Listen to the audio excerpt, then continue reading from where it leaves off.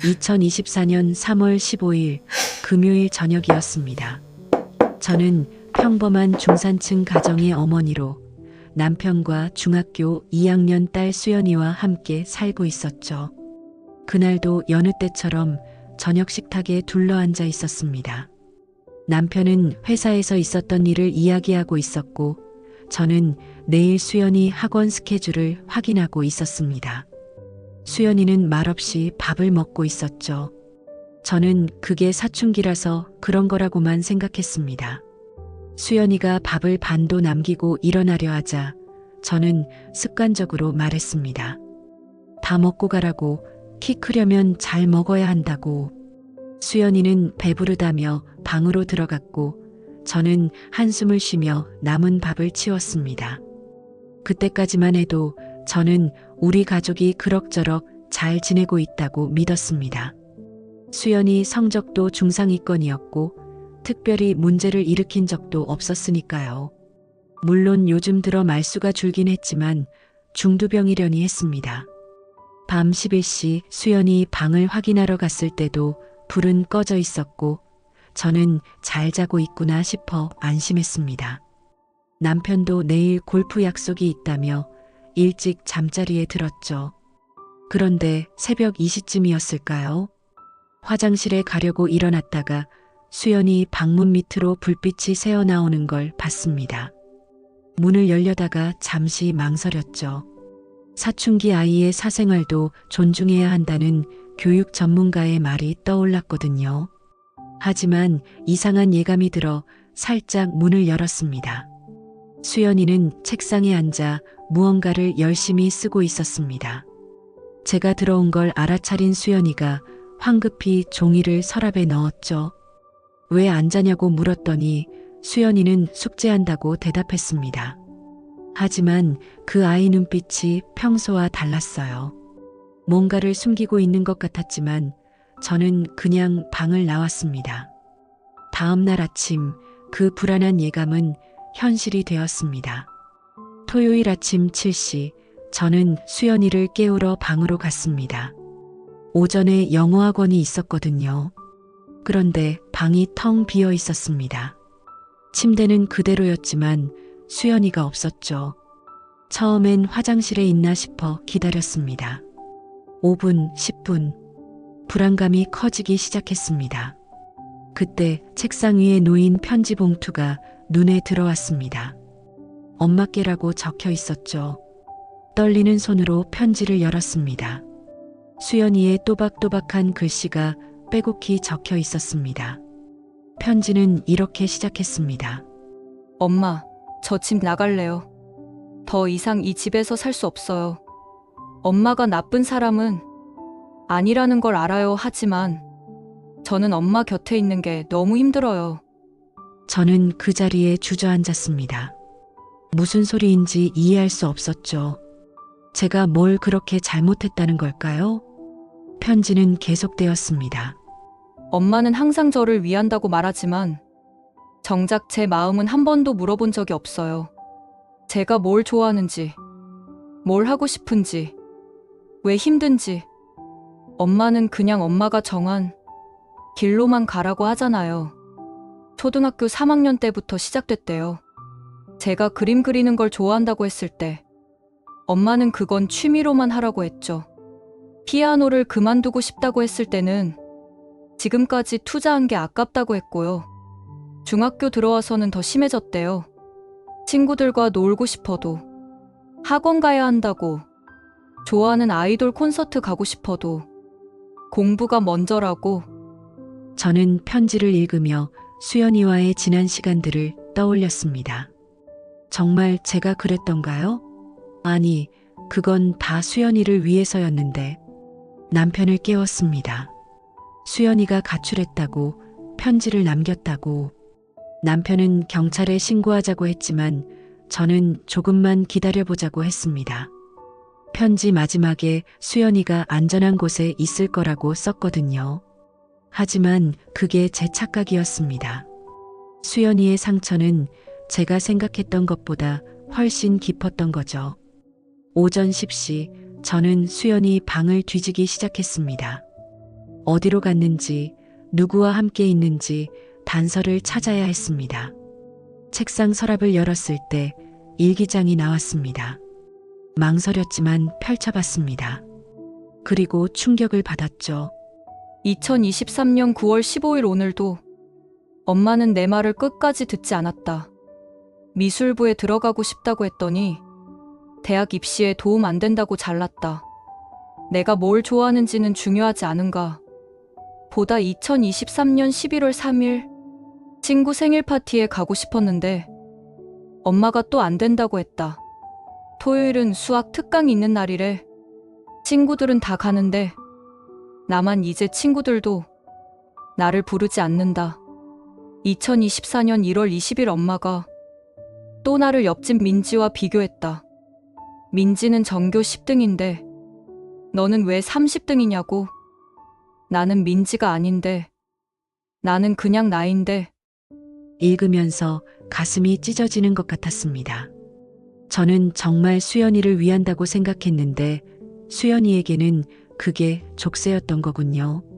더 충격적인 건 매트리스 밑에서 발견한 메모들이었습니다. 자의 흔적이 그려진 그림, 죽고 싶다는 문구들. 제 딸이 그렇게까지 힘들어했다니. 남편에게 보여줬더니 남편도 충격을 받았습니다. 우리가 수연이를 너무 몰랐구나. 우리가 부모 자격이 있나 싶다고. 그때 수연이 친구 엄마에게서 전화가 왔습니다. 수연이가 자기 집에 있다고 어젯밤에 울면서 찾아왔다고요. 일단 안심은 했지만 이제 어떻게 해야 할지 막막했습니다. 저는 결심했습니다.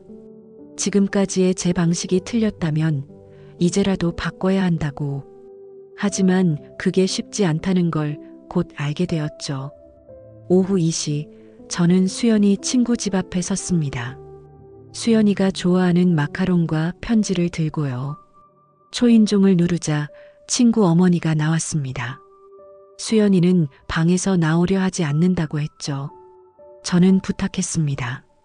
5분만, 아니 3분만이라도 수연이를 만나게 해달라고.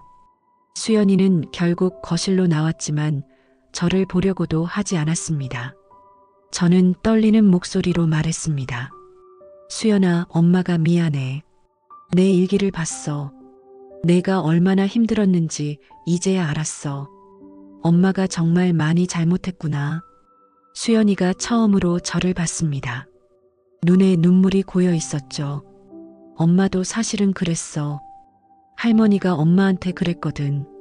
공부해라, 좋은 대학 가라, 좋은 남자 만나라. 엄마는 그게 싫었는데 어느새 엄마도 너한테 똑같이 하고 있었네. 수연이가 입을 열었습니다. 그럼 왜 그러셨어요? 엄마가 싫었던 걸 왜 저한테 하신 거예요? 그 질문에 저는 할 말이 없었습니다. 정말 왜 그랬을까요? 불안해서? 남들처럼 키워야 한다고 생각해서? 집에 같이 가자고 했지만 수연이는 고개를 저었습니다. 좀 더 시간이 필요하다고, 생각을 정리하고 싶다고요. 저는 수연이 친구 어머니께 부탁하고 집으로 돌아왔습니다. 그리고 수연이 방을 다시 봤죠. 수연이가 좋아했던 그림들이 서랍 깊숙이 숨겨져 있었습니다. 정말 잘 그렸는데 저는 한 번도 제대로 봐주지 않았던 거예요. 그날 밤 저는 수연이에게 긴 편지를 썼습니다. 엄마도 변할 수 있다고, 기회를 달라고. 일요일 아침 예상치 못한 일이 벌어졌습니다. 시어머니가 집으로 오신 거예요. 수연이 아빠가 어제 일을 말씀드렸나 봅니다. 애를 어떻게 키운 거야? 가출이라니? 우리 집안에 이런 일이 있었던 적이 없어. 시어머니의 호통이 시작되었습니다. 저는 설명하려 했지만 시어머니는 듣지 않으셨죠. 요즘 애들을 너무 풀어주니까 이런 일이 생기는 거야.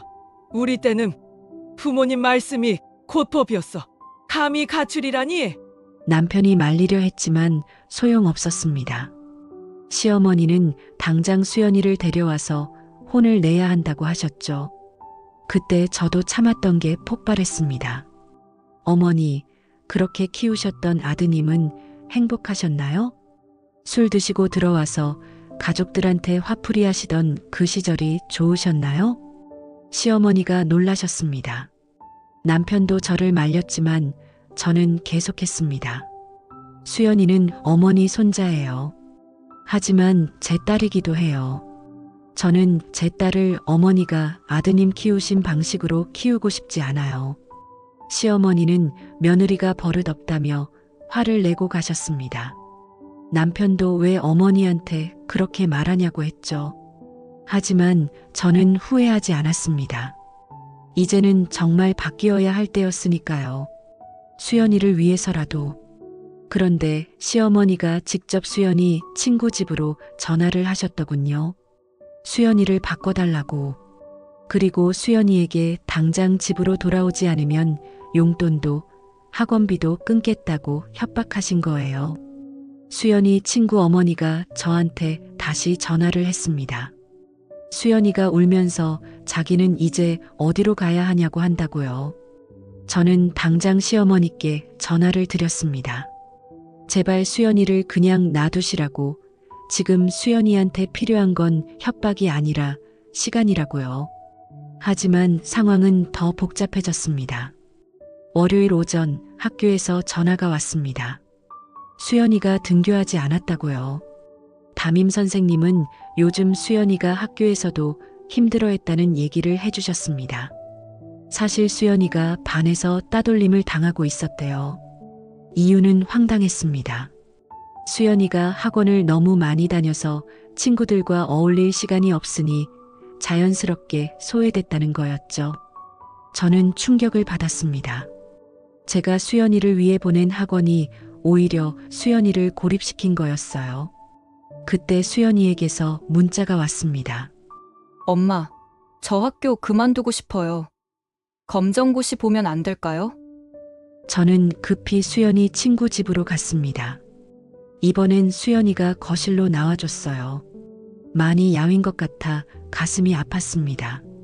수연이와 긴 대화를 나눴습니다. 학교에서 있었던 일, 친구들과의 관계, 그리고 수연이가 정말 원하는 게 뭔지. 수연이는 미술을 하고 싶다고 했습니다. 대학은 미대를 가고 싶고 나중에는 일러스트레이터가 되고 싶다고요. 성적 때문에 포기했지만 사실 그게 유일한 꿈이라고. 저는 물었습니다. 그럼 왜 진작 말하지 않았냐고. 수연이의 대답이 저를 울렸습니다. 말했잖아요. 여러 번 하지만 엄마는 한 번도 진지하게 들어주지 않았어요. 그냥 철없는 소리 한다고. 현실을 모른다고만 했잖아요. 맞았습니다. 저는 수연이의 꿈을 한 번도 진지하게 받아들이지 않았던 거예요. 그날 저녁 가족회의를 열었습니다. 시어머니도 오셨죠. 저는 선언했습니다. 수연이가 원한다면 미술을 하게 하겠습니다. 학원도 수연이가 선택하게 하고 학교 문제도 수연이 의견을 최대한 존중하겠습니다. 시어머니가 반대하셨지만 이번엔 남편이 저를 지지해줬습니다. 우리가 수연이를 너무 몰아붙였다고. 이제는 수연이 의견을 들어야 한다고요. 그런데 그때 수연이가 집으로 왔습니다. 그리고 충격적인 고백을 했죠. 수연이가 가방에서 두꺼운 스케치북을 꺼냈습니다. 지난 3년 동안 그렸던 그림들이라고 했죠. 첫 장을 펼쳤을 때 우리는 모두 숨을 멈췄습니다. 새 장에 갇힌 새, 시든 꽃, 깨진 거울. 모든 그림이 수연이의 마음을 보여주고 있었어요. 그리고 더 충격적인 건 그림 뒤에 적힌 날짜와 메모들이었습니다. 2022년 3월 5일. 오늘도 엄마는 내 그림을 보지 않고 찢어버렸다. 공부할 시간에 낙서한다고. 2023년 5월 20일. 미술 선생님이 재능이 있다고 했는데 엄마한테 말할 용기가 안 난다. 2024년 1월 15일. 이제 포기했다. 그냥 엄마가 원하는 대로 살다가 죽으면 되겠지. 시어머니도 그림들을 보시더니 말을 잃으셨습니다. 남편은 눈물을 흘렸죠. 수연이가 말했습니다. 사실 가출하려던 게 이번이 처음이 아니었다고. 작년에도 재작년에도 계획했었지만 용기가 없어서 못했다고요. 그리고 더 충격적인 고백이 이어졌습니다. 엄마, 저 상담 선생님한테 상담받고 있었어요. 학교에서 제가 너무 불안정해 보인다고 권유하셔서요. 우울증 초기 증상이래요. 저는 무너졌습니다. 제 딸이 우울증이라니. 그것도 제가 만든 거라니. 수연이는 계속했습니다. 하지만 이번에 가출하면서 많이 생각했다고. 엄마도 완벽하지 않은 사람이라는 걸 깨달았다고. 엄마도 할머니한테 받은 상처가 있었구나 하고. 시어머니가 처음으로 수연이에게 말씀하셨습니다. 미안하다고. 할머니가 아빠를 너무 엄하게 키워서 아빠가 또 너한테 그런 걸 물려준 것 같다고. 그날 우리 가족은 처음으로 진짜 대화를 했습니다. 서로의 상처를, 서로의 진심을 나눴죠. 수연이가 한 가지 조건을 제시했습니다. 가족 모두가 상담을 받자고. 우리 가족이 건강해지려면 전문가의 도움이 필요하다고요. 우리는 모두 동의했습니다. 6개월이 지난 지금 우리 가족은 많이 달라졌습니다. 수연이는 미술학원에 다니기 시작했습니다. 성적은 조금 떨어졌지만 표정은 훨씬 밝아졌죠. 학교에서도 미술부 활동을 하면서 새로운 친구들을 사귀었습니다. 매주 금요일은 우리 가족의 상담일입니다. 처음엔 어색했지만 이제는 서로를 이해하는 시간이 되었어요. 저도 제 어린 시절 상처를 마주하고 치유하는 중입니다. 시어머니도 변하셨습니다. 수연이의 그림을 액자에 넣어 거실에 걸어두셨고 수연이가 그림 그릴 때 옆에서 구경하시는 걸 좋아하세요. 남편도 달라졌습니다. 퇴근 후에 수연이와 대화하는 시간을 갖고 주말엔 함께 미술관에 가기도 합니다.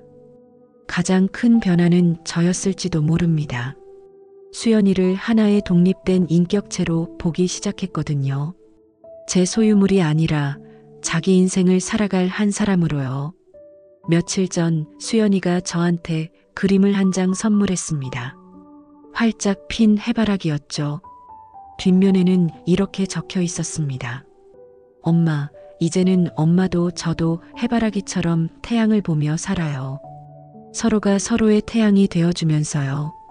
사랑해요. 물론 아직도 갈등은 있습니다. 수연이의 진로 문제, 성적 문제로 때때로 부딪히죠. 하지만 이제는 대화로 풀어갑니다.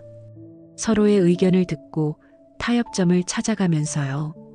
수연이의 담임 선생님이 최근에 이런 말씀을 하셨습니다. 수연이가 정말 밝아졌다고, 이제는 반에서 분위기 메이커가 되었다고요. 그리고 수연이가 학교 미술 공모전에서 대상을 받았습니다.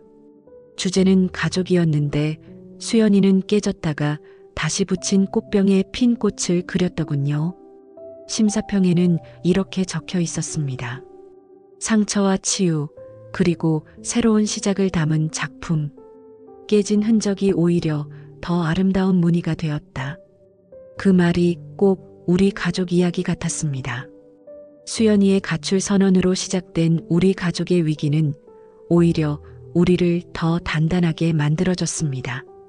완벽한 가족은 없다는 걸, 하지만 노력하면 더 나은 가족이 될 수 있다는 걸 배웠죠. 얼마 전 수연이가 물었습니다. 엄마, 그때 제가 정말 집을 나갔다면 어떻게 하셨을 거예요? 저는 대답했습니다. 널 찾아 헤맸겠지. 그리고 찾은 다음에는 내 이야기를 들었을 거야. 처음부터 그랬어야 했는데 말이야. 수연이가 웃으며 말했습니다. 저도 사실 멀리 가지는 못했을 거예요. 엄마가 미워도 그래도 엄마니까요. 올해 수연이는 고등학생이 됩니다. 예술고등학교 진학을 준비하고 있죠. 쉽지 않은 길이라는 걸 압니다. 하지만 이제 저는 수연이를 믿습니다. 그리고 무엇보다 수연이가 선택한 길을 응원합니다. 가끔 다른 엄마들이 물어봅니다. 아이가 공부를 안 한다고, 미술 같은 걸 하고 싶어 한다고 어떻게 해야 하냐고요? 저는 이렇게 대답합니다. 먼저 아이의 이야기를 들어보세요. 왜 그것을 하고 싶은지, 왜 공부가 싫은지. 듣다 보면 길이 보일 거예요. 물론 쉽지 않습니다.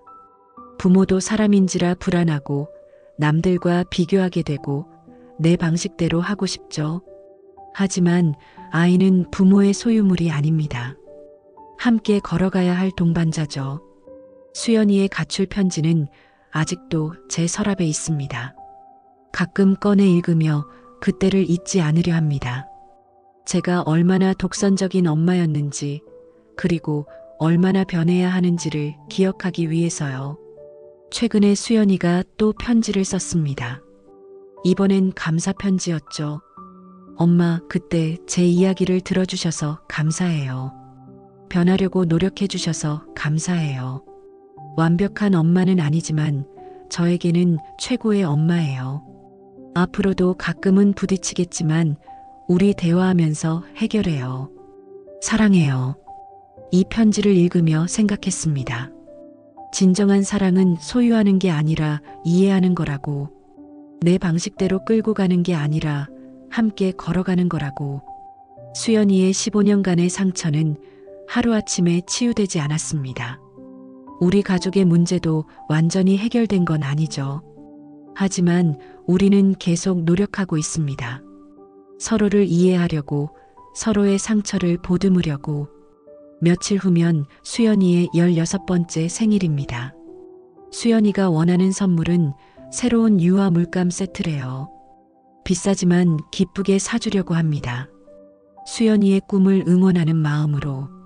누군가 제게 묻는다면, 부모가 된다는 게 뭐냐고 묻는다면 이제는 이렇게 대답하겠습니다. 끊임없이 배우는 거라고. 아이에게서, 그리고 자기 자신에게서.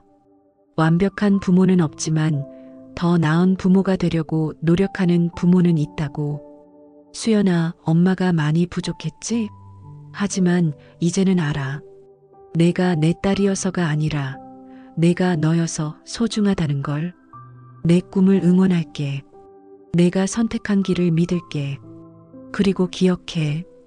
힘들 때는 언제든 엄마한테 기대도 돼. 이제 엄마는 내 이야기를 들을 준비가 되어 있으니까. 우리 가족의 이야기는 여기서 끝이 아닙니다. 오히려 새로운 시작이죠. 서로를 진정으로 이해하게 된 지금부터가 진짜 가족의 시작인지도 모르겠습니다. 상처받은 새가 다시 날 수 있듯이 우리 가족도 다시 날아오를 수 있었습니다. 더 높이, 더 자유롭게. 2년 후 수연이는 예술고등학교에 합격했습니다. 합격 통지서를 받던 날 수연이가 말했습니다. 엄마, 이건 저 혼자 이룬 게 아니에요.